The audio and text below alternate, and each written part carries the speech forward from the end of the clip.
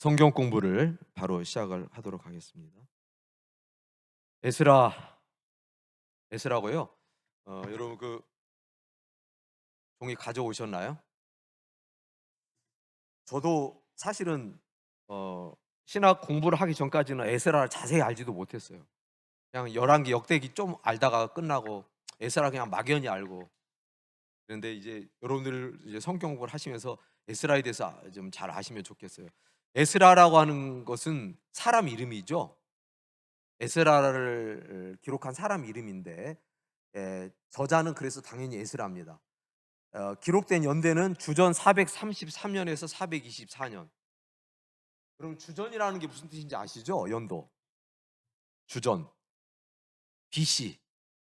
Before Christ. 그러니까 예수님이 탄생 전. 그러니까 예수님 탄생 모시기 433년 전에부터 시작해서 424년까지 기록됐다 추정입니다. 그러니까 보통 우리가 연도를 쓸 때는 뒤로 갈수록 숫자가 높아지는데 여기는 뒤로 갈수록 숫자가 작아지죠. 왜 그러냐면 주전이니까. 그래서 예수님 오기 433년부터 시작해서 전부터 예수님 오시기 424년 전까지 기록했다. 그렇게 보시면 되고요. 에스라 다음에 이제 느헤미야가 나오는데 에스라하고 느헤미야하고는 연결이 돼 있어요. 그래서 본래는 한 권의 책으로 봅니다. 본래는 한 권의 책이었는데 이것도 후대 필사하는 과정에서 나눠진 걸로 보고요. 그래서 이제 에스라를 공부하고 나면 느헤미야가 자연스럽게 연결이 됩니다. 자, 역사적 배경 주전 587년. 근데 어떤 데서는 어떤 자료에는 586년이라고도 하고 어떤 데는 587년하고 1년 차이가 있어요. 하여튼 뭐 그 정도로 하고 그때 예루살렘이 멸망을 했죠. 그리고 북이스라엘은 어느 나라가 멸망시켰다고 제가 말씀드렸죠? 그 정도 이제 아셔야 되는데 북이스라엘은 누가? 아수르. 남유다는 바벨론. 바벨론. 여러분 이 지도 장화 보세요. 여기서 보면 나라가 북쪽 이스라엘은 10개의 지파였어요. 10개 지파. 그리고 남쪽 유다는 2개 지파. 유다 지파와 베냐민 지파. 나가라가 쪼개졌다 그러죠. 12지파가. 근데 이 북이스라엘은 아수르한테 망해서 포로로 끌려갔고, 그래서 이 북이스라엘 여기가 사마리아 동네가 됐어요. 사마리아하고 혼혈족.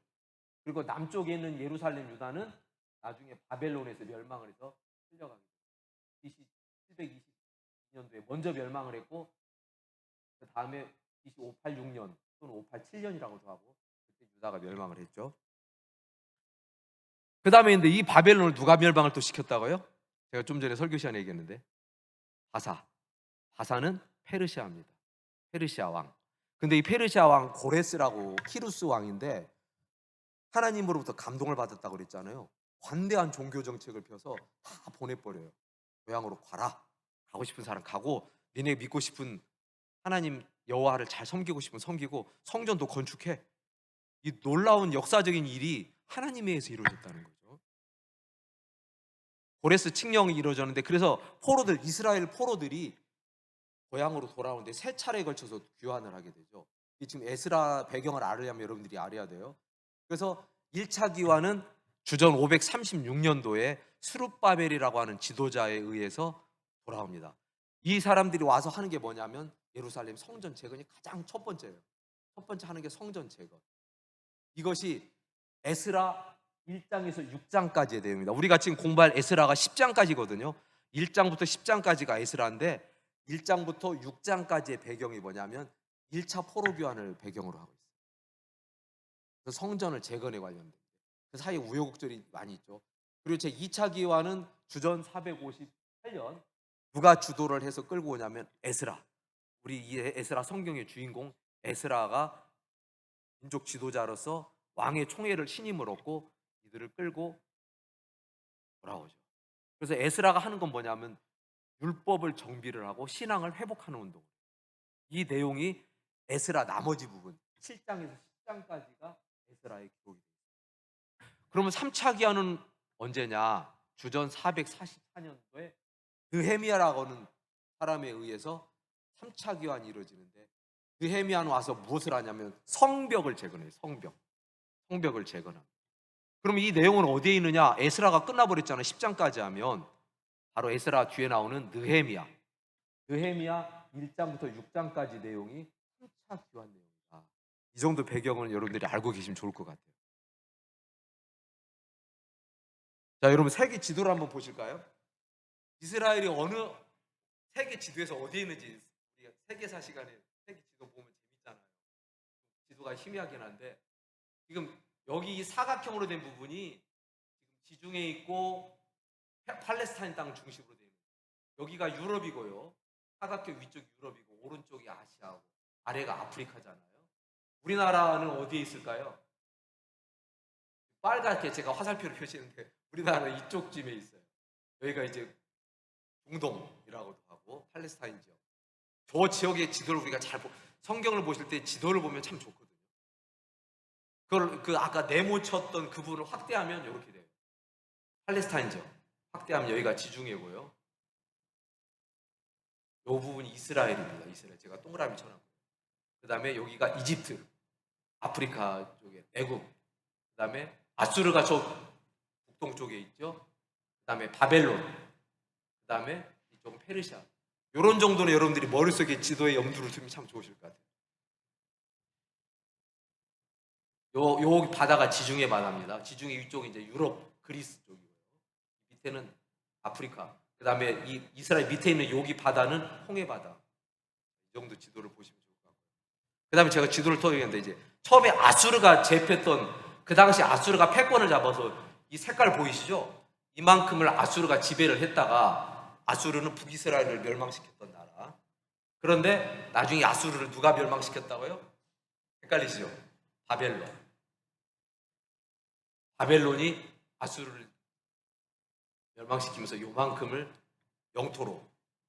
근데 이 바벨론 누가 멸망시켰다고요? 오늘 나왔던 페르시아는 요런 지역만큼을 영토로 확장합니다. 머리가 좀 복잡해지나요? 아수르, 바벨론, 페르시아. 근데 이제 이 영원한 나라를 갖고 이 페르시아는 또 나중에 어디에 망하는지 아세요? 알렉산더 대왕이라고 들어보셨죠? 그리스, 헬라 제국에 의해서 이제 알렉산더가 여기를 또 다 제패를 하고, 그래서 페르시아가 멸망하죠. 알렉산더가 대왕이 다스렸던 그리스는 나중에 또 어디에서 망할까요? 로마죠.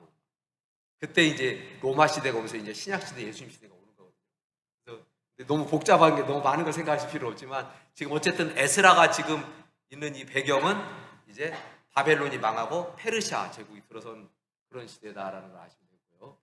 에스라의 구성은 좀 전에 얘기했던 건 1장에서 6장까지는 1차 기환 및 성전 재건을 말하는 거고, 7장에서 10장까지는 2차 기환 및 신앙 회복을 지금 얘기하고 있습니다. 그러니까 고레스 왕이 엄청난 일을 해준 거죠. 이거를 조금 더 세분화시켜 보면 1차 포로 기환을 좀 더 나눠보면은요, 1차 포로 기환과 2차 포로 기환으로 나눴을 때, 글씨 보이시나요? 1차 포로 기환은 에스라 1, 2장에 있어요. 1, 2장. 이때는 스룹바벨을 통해서 기환을 했고, 좀 더 쪼갠 겁니다. 그래서 에스라 3장에서 6장까지는 성전 재건, 1차 포로 기환에서 성전 재건을 하는데, 이때도 여러분 한번 성경 꼭 읽어보시면 10장 에스라 3주 동안인데 에스라가 1장에서 10장까지거든요. 한번 읽어보세요. 이번 기회에 한번 성경 읽어보자 해서 1장에서 10장까지밖에 안 되니까 하루에 한 장씩만 읽으셔도 되거든요. 그래서 제가 말씀드린 이 배경을 머리에 담고 읽으시면 훨씬 이해하기가 쉬워요. 그래서 에스라 3장에서 6장까지를 보면 1차 포로 귀환한 사람들이 성전을 지으려고 하는데 방해 세력들이 등장해, 뜻밖의 방해를 받아서 성전이 건축이 중단됐지만 나중에 또 하나님 역사로 다시 성전을 재건을 하게 되고요. 2차 포로 기간으로 가면은 7장 8장에서 에스라를 통해서 포로들이 오게 되죠. 2차 기환을 하고, 그리고 9장 10장에서는 회개운동이 일어나는데 에스라가 회개운동을 일으켜서 종교개혁을 한다 또는 부흥운동을 한다 이렇게 말하기도 하죠. 자, 에스라의 주제는요, 회복의 은혜. 첫 번째로 회복의 은혜. 하나님께서는 언약하신 걸 반드시 지키신다. 예레미야를 통해서 70년이 지나면 너희들 돌아올 것이라고 에레미야가 이미 예언했거든요. 그러니까 너희들 말 제발 듣고 바벨론 포로로 잡혀가. 반항하지 말고 애굽을 의지하지 말고. 근데 그렇게 말을 안 들어. 근데 결국은 하나님은 약속하신 대로 회복을 시켜준다. 그래서 그 하나님께서 누구를 들어 쓰신다고요? 페르시아 왕 고레스를 통해서 다 돌려보내줘. 하나님께서는 언약을 지키신다. 두 번째 주제는 성전을 재건하고 예배를 회복한다는 거죠. 제가 말씀드렸죠. 이스라엘 백성들의 정체성은 성전에 있었어요. 하나님을 만나는 장소, 하나님을 예배하는 장소. 거기서 성전 재건. 그 다음에 에스라의 세 번째 주에는 말씀의 중요성을 강조하는데 뭐냐면 율법을 정비해서 가르치는. 이걸 누가 하냐면 에스라가 하죠. 그 다음에 신앙 공동체, 회개. 그 이스라엘 백성들이 뒤에 가서 다시 나오겠지만 그 땅에 있던 백성들이 전부 다 이제 혼혈이 돼버려요. 그래서 이방 종교를 믿는 여자들하고 전부 다 결혼해갖고 짬뽕이 되죠. 그런데 하나님께서는 가나안 땅에 처음에 뭐라고 그랬어요? 출애굽 시켰을 때도 뭐라 했어요? 가나안 땅에 가서 이방인들하고 통을 하지 마라.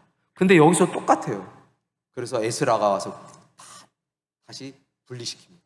정화운동을 하는 게 에스라고요. 에스라는 누구냐? 에스라는 사람에 대해서 알아보려면 에스라는요, 제사장 혈통인데 사독 가문이에요. 사독 가문. 여러분 사독 제사장 들어보셨죠? 원래 제사장은 12지파 중에서 레위지파가 성소에서 일하고 레위지파 중에서 아론의 가문을 제사장 가문으로 채택을 했는데 아론에 네 아들이 있는데 첫째 아들, 둘째 아들은 죽어요. 다른 불을 사용하다가 죽어요.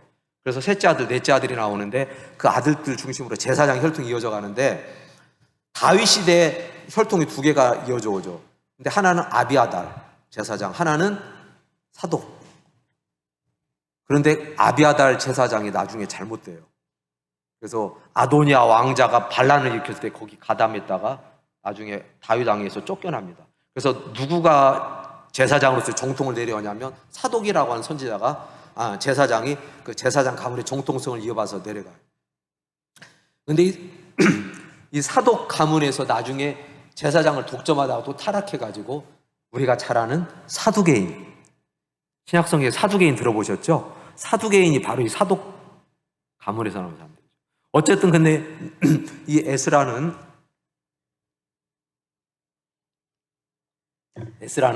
아론의 16대 손이고 사독 가문의 제사장 혈통인데 바벨론 포로로 거기에서 태어나죠. 근데 이 사람은 아닥사스다, 그 당시의 왕의 총애를 받아서 서기관으로, 그래서 그 왕의 엄청난 총애로 나중에 2차 교환할 때 엄청난 후원을 또 받게 됩니다. 그 다음에 민족 지도자로서 2차 교환할 때 신앙 회복 운동을 주도했던 사람이다. 자, 그리고 진짜 중요한 것 중에 하나가요, 에스라가 얼마나 위대한 일을 하냐면 모세 율법, 모세 오경이 다 없어져 버려요. 그리고 막 사라지고 막 훼손되고 그것을 다 찾아가지고 모세 율법을 정비하고 연구하고 가르쳐요. 그것을 누가 하냐면 에스라가. 그래서 모세 오경에도 보면 여러분들 모세가 죽었는데 모세 오경 모세가 썼다고 알고 있는데 모세가 죽은 다음 일도 막 나오잖아요. 모세가 죽은 다음에 모세가 쓴 글에는 모세가 죽은 일이 어떻게 나오냐? 대부분 학자들은 에스라가 그 전승을 갖고 기록해서 보완했다거나. 그러니까 에스라가 구약 성경에서 매우 대단히 중요한 분이에요. 어떤 거를 쓰냐면 모세 오경도 정리할 뿐만 아니라 역대기도 쓰고 에스라, 느헤미야도 다 이 사람이 있어요. 그래서 모세 이후에 가장 큰 인물로 추앙받는 사람 중이 에스라예요. 우리는 에스라를 잘 몰랐잖아요. 근데 성경에서 보면 이 에스라가 정말 큰 일을 한 분이에요. 구약 성경을 보존하고 모세오경과 이런 구약 역사까지 다 기록한 분이 에스라다.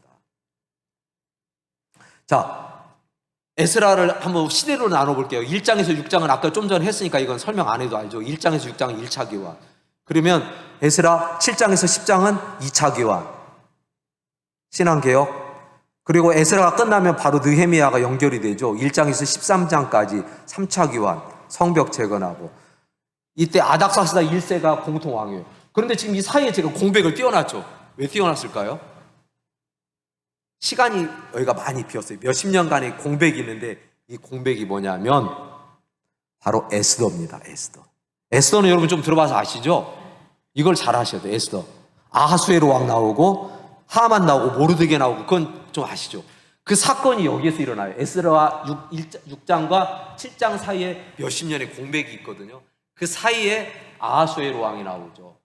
그래서 이때는 핵심 메시지가 뭐냐면 하나님의 백성을 보존하는 거고, 그때 하만과의 전쟁에서 이긴 날짜를 부림절이라고 하죠. 아하수에로 왕이. 그러니까 처음에 성전을 지으려고 그러다가 중단됐어요. 방해 세력으로. 근데 나중에 에스라가 귀환을 하게 되는 것은 아닥사스다 왕이 절대적으로 협조해 주는데, 이 아닥사스다 왕이 누구냐면 바로 아하수에로 왕의 아들. 그러니까 누구의 아들도 되죠? 에스더. 에스더의 친아들은 아니고 양아들로 보통 알려져 있는데, 에스더의 양아들이 바로 아닥사스다. 그러니까 전폭적으로 협조해서 성전을 다시 지켜주는 거예요. 근데 아닥사스다라는 이름이 여러 명 나오니까 여러분들 혼동하면 돼. 에스라 보면 앞부분에서 아닥사스가 나오는데 그 아닥사스는 좀 달라요. 이게 애굽왕을 전부 다 파라오라고 하는 것처럼 그렇게 나중에 붙여준 친구인데, 아닥사다 1세는 이 에스더의 양아들이고 성전을 짓도록 해준 사람이다라는 거 아시면 되겠고. 자, 에스라, 느헤미야. 에스라는 비교해보면, 에스라는 하나님 나라의 백성이 들어오는 성전을 재건하는 거라면, 느헤미야는 그 백성이 들어오는 성전의 문과 벽을 재건하는 거예요. 회복하는 거죠. 에스더는 뭘 하는 거예요? 그 백성, 성전에 들어와 살게 될 하나님의 백성들을 보존하는 거. 이렇게 의미가 다른 거예요. 에스라는 성전을 회복시킨다. 느헤미야는 성전 주에 있는 벽을 재건한다.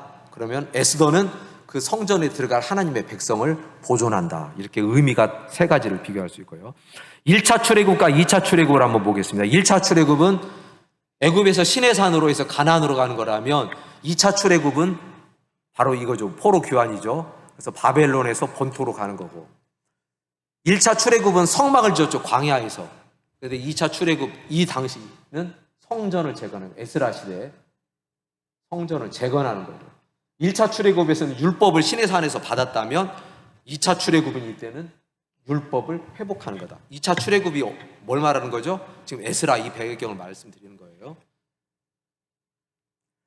자, 시간이 많이 갔네요. 에스라, 제가 많이 준비를 하면 여러분들이 힘들어 하실 것 같고, 또 제가 말이 너무 빨라져서 오늘은 양을 굉장히 줄여서 적게 하려고 그랬는데, 성경 삭시 조금만 하고 끝나야 될 것 같습니다. 여러분, 숲 아름답죠? 숲 아름다워요.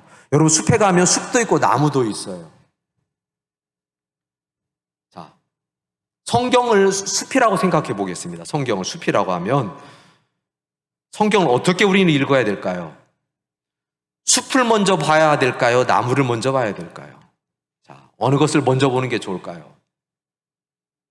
제가 성경 공부 때마다 계속 강조를 해드렸는데, 여러분 퍼즐 맞춰봤나요?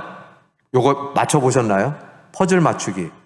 퍼즐 맞출 때 빨리 맞출 수 있는 방법이 뭘까요? 먼저 전체 그림을 봐야 돼요.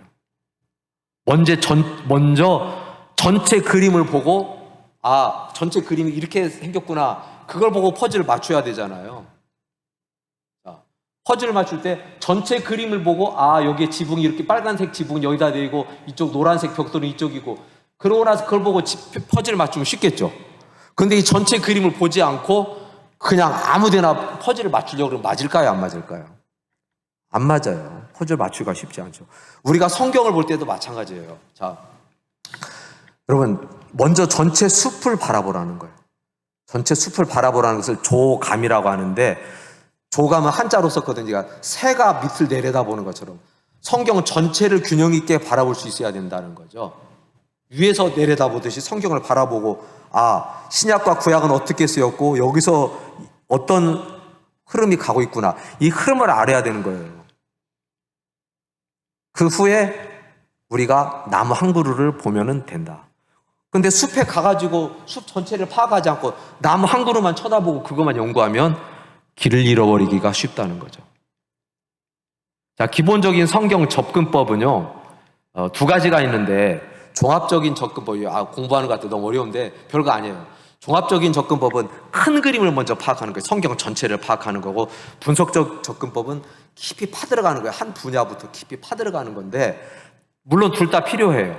왜냐하면 종합적인 접근법은 전체 맥락을 보는 거예요. 맥락이 매우 중요하거든요. 근데 분석적인 접근법은 세밀함을 보는 거죠. 그래서 종합적인 접근법은 성경을 넓게 본다. 분석적인 접근법은 성경을 깊이 본다. 저는 신대원 가서 공부하면서 참 제가 좋았던 게 뭐냐면 성경을 넓게 바라보는 관점이 생긴 거예요. 창세기부터 계시록까지가 한 권이다. 저자는 하나님이시다. 하나님의 나라, 에덴에서 세우셨던 하나님의 나라가 타락했고 그러나 구속시켜서 하나님께서 나중에 완성시키는 거. 그래서 이게 성경을 보세요. 비행기 타고 가서 숲을 내려다보는 거. 이게 성경을 종합적으로 보는 거예요. 근데 성경을 분석적으로 바라보는 것은 성경을 파 들어가는 거죠. 깊이 파 들어가는 거. 둘 다 필요합니다. 둘 다 필요하지만 먼저는 우리가 성경을 전체를 내려다보는 관점이 필요하다. 왜요? 요거는 다음 시간에 또 해야 될 것 같습니다. 9시가 됐기 때문에 제가 빨리빨리 끝내는 재주가 없어서 양을 오늘도 적게 준비했는데 9시 약속한 시간이 돼서 나머지는 또 다음 시간에 하도록 하고 성경을 어쨌든 우리가 전체적으로 바라봐야 되겠다는 말씀을 드리고 오늘 여기까지 하고 마치도록 하겠습니다. 기도하고 마치겠습니다. 살아계신 하나님 감사합니다. 성경을 통해서 하나님을 더 깊이 알아가기를 원합니다. 말씀을 통해서 하나님을 깊이 만나기를 원합니다. 하나님의 말씀은 살아 역사하는 생명력 있는 말씀인데 그 말씀이 우리에게 찾아오셔서 불이 되게 하시고 그 말씀이 방망이가 되어서 우리의 육체를 부숴서 그리스도 안에 새로운 피조물로 변화되어서 우리 삶이 변하고 축복의 통로로 복음의 통로로 하나님 앞에 쓰임받는 하나님의 백성, 하나님 자녀다운 삶을 살아가는 저희들 되게 하여 주시옵소서. 예수님 이름으로 기도합니다. 아멘.